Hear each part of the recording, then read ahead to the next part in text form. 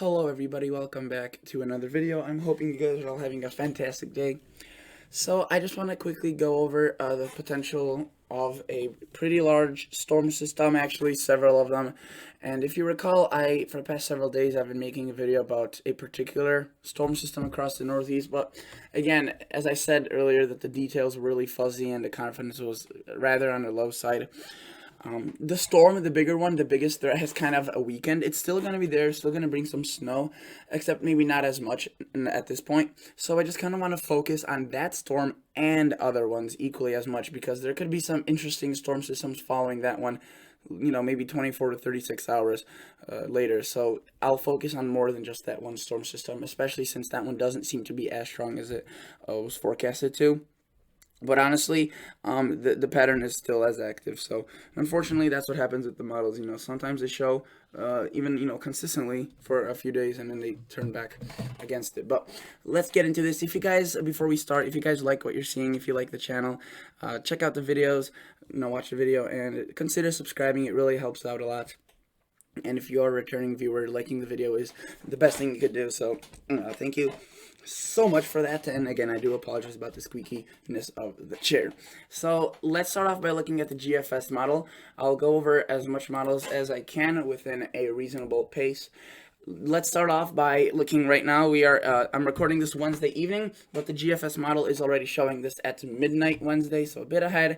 We have a low pressure across the northern United States, kind of traversing the border, if you will, right now. And this low pressure will continue to move to the north and east. They won't really dive into the United States like some clippers do. It really does kind of the opposite, and that's mainly to do with the pattern that is in place. Because if we have a northwest flow, and sometimes these storms tend to take a turn into the eastern United States, but this one you can see moves up to the north, and while it does that, a bit of snow mixes in north of Lake Superior. Definitely cities like International Falls, the Arrowhead of Minnesota could be looking at some snow showers. It doesn't look to be too heavy, but it definitely looks to be pretty substantial because it's so early. I don't think we will be looking at 3 to 4 inches, maybe a dusting to an inch. It moves out quickly, but it is powerful, and it's on the nose of this jet stream, which you could see is marked pretty accurately by the 540 line right here. And along this quadrant of the jet stream, always storms when they line up with the jet stream at this point, they become much stronger than they otherwise would. So if you take a look at this storm, you can see it becomes pretty big, pretty powerful, and what that does is obviously it spawns kind of that cold front. It really is a pretty weak cold front, but it's just enough to instigate precipitation from the tropics to join it. And this is now pushing Friday morning into Friday evening, so the day after tomorrow. And notice that there are a bit of lake effect showers in terms of rain and in terms of snow. That does happen in the fall. Sometimes you do see rain as lake effect. And notice we see this cold front develop and turn into a little nasty system. Now this, if you recall, at the beginning of the week was poised to become a bigger, larger storm. It still has a snow potential, and it still has quite a bit of rain with it, and the winds will be pretty nasty. But it's the other storms after it, which you could see, while this one's going on across the eastern United States, the GFS takes a piece of precipitation from the northwest, from British Columbia, and drives it through the mountains, drops snow in Montana, North Dakota, eventually does move into Minnesota and into potentially northern Wisconsin, depending on where the rain snow line develops. You can see this system spinning away at the same time, so is this one. And again, it's on the nose of this jet stream, so it has more potential to become powerful because of just the atmospheric conditions that it has provided with it. Notice we get a cold front driving through Michigan and Illinois, southern Wisconsin. This right here is gonna be even possibly mixing in with some snowflakes across Wisconsin, extreme northern Illinois.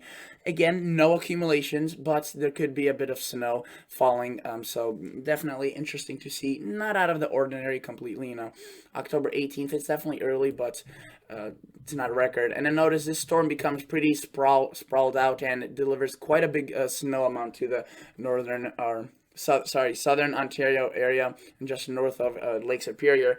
And if you are living from the U.S. and you haven't been on this channel for a while, I do now include Canada in my forecasts. So just because this isn't occurring across the United States, it's occurring across Canada, I still call this a snowstorm because obviously it's in the viewer range. And you can see this is going to be a pretty powerful snowstorm. And what it does is, again, it ushers in quite a bit of cold air, especially after, the snow falls across Minnesota, Wisconsin, the UP. There could be, quite some chilly temperatures. It tries developing a cold front, and right there is kind of their weak remnants. You can see it's connecting right along there. We have another wave coming off the northwest. This is now really, you can see we haven't gone that far. Saturday we have this system going on. As long as at the same time we have this system going on, then into Sunday and into Sunday evening, this system becomes strong, delivers blizzard possibly conditions across Ontario, moves into Quebec, and then into Monday morning, we see another wave move into Montana and into Idaho, Wyoming. Mainly rain across Idaho and Wyoming, but obviously the upper elevations will see snow. And notice that with the energy left behind from that storm and the new wave, it does combine into this extended cold front with a bit of snow possibly across Minnesota, northern Iowa, Wisconsin. Again, this is far out, but this is not ridiculously far out. This is 138 hours. Meteorologically, this is considered the short to medium range. This is not the long range. And obviously, though, things could still drastically change, except with the showing of snow, especially in Iowa, which is, I don't think it will go that far to the south. I think that it's fair to say that Minnesota at least will be looking at some snow. Maybe not heavy, or, maybe not even accumulating, but some snow falling. And this extends into a cold front, really does nothing across the northeast, just some rain. But with another wave coming off of the northwest, you can see this is like the fourth wave at this point. We see possibly a larger system trying to develop across the northern plains. Lots of rain to the south. Again, quite a bit of cold air. We develop a strong cold front, and using the precipitation from the tropics, you could see this develops into a pretty large storm. Will that happen? We will have to see. Again, at this point, it's getting pretty far out, but the earlier systems look more confident. And notice that we again have the storm move away. Maybe things will calm down. No, not at all. According to the GFS, they have been consistent about showing some sort of tropical storm system hurricane across the ocean.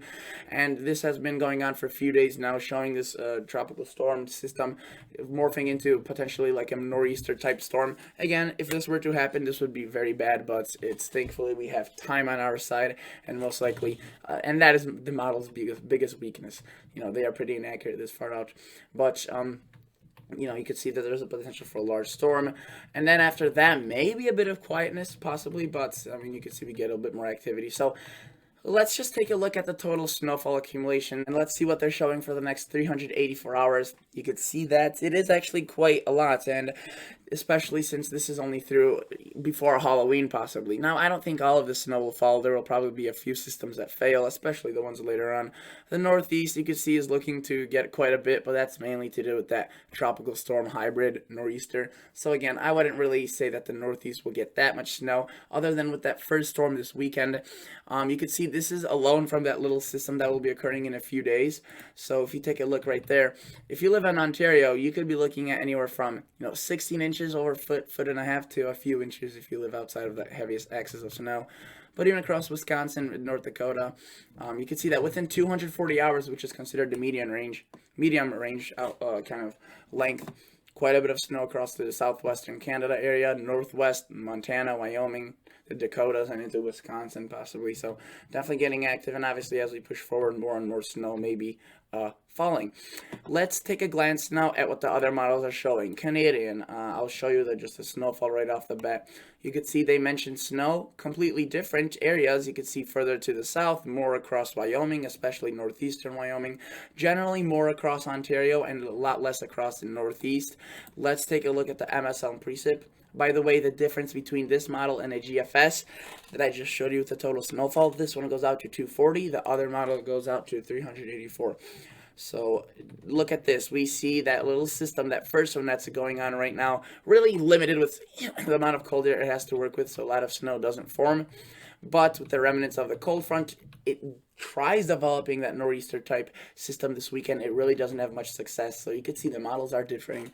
But you can see it shows that second system occurring Saturday, so the one across Minnesota, North Dakota, much stronger. And let me tell you, this is not that far out. We will most likely be seeing winter advisories getting set up probably either tomorrow or tomorrow in the night, or maybe Friday for this system, definitely. Because if you look at it, it's not far out. A lot of models are agreeing on it, and again, the further it's kind of exponential. When you get so close in time, there's little things that could change, right? Like the details of timing, but overall, there will be a snowy system across the northern plains, and you can see Minnesota getting a good dosing of snow, and also that spreads into much of UP and Wisconsin.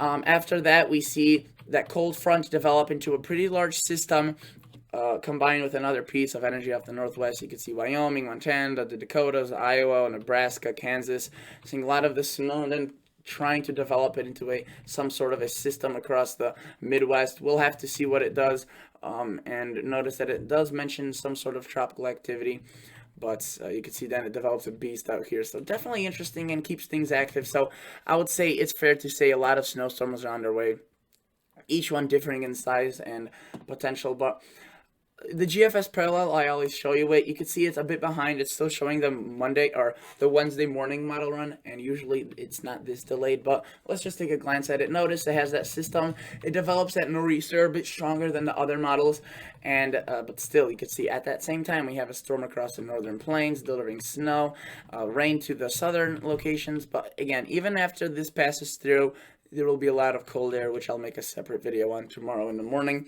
Notice that we see more activity potentially going on, especially across the Northeast and Midwest, but this model runs out at 180 hours. Let's take a flip to the European model. Let's start off by looking at this system right now across the United States. Wednesday, Thursday, into Thursday evening, we see a very large storm. The one that's already going on right now. You can see that the European develops a pretty nice cold front with this, so most likely this is what's going to happen, as the European is usually the most accurate.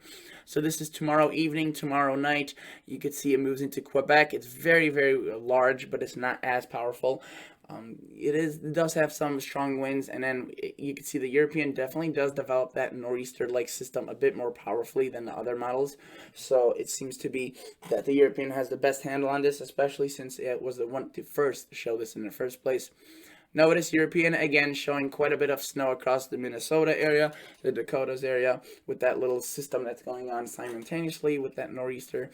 This moves into Ontario, and it could, again, develop into a pretty significant storm.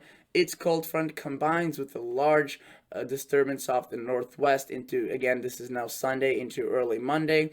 We see the spread a bit into the plains, but it kind of dehydrates itself, and not much happens in terms of snow. The rain is persistent and does occur for a good area, and you can see a bit moves into southern Canada. You can see there's another wave of snow right there developing, and then the European does something pretty unusual and develops a very large storm. You can see we start seeing rain, lots of rain, and just in general very convective energy, possibly some severe weather, and of course the snowy side to this. So definitely interesting what the European does here, and this would be at around a week from now, so not too far out, but definitely interesting. Total snowfall, let's just include it piece by piece. You could see that really the southwestern Canada will be seeing a lot of snow. The larger cities, Calgary, definitely seeing a good dose of snow.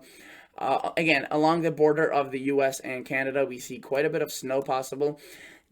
Again, relative to this time of the year, 1 to 3 inches, and as we push into Ontario with that little strengthening of that storm, we could be looking at some significant snow. Now the question is whether or not this will slide a bit to the south. We could get some of these 6 to 8 inch amounts across the arrowhead of Minnesota.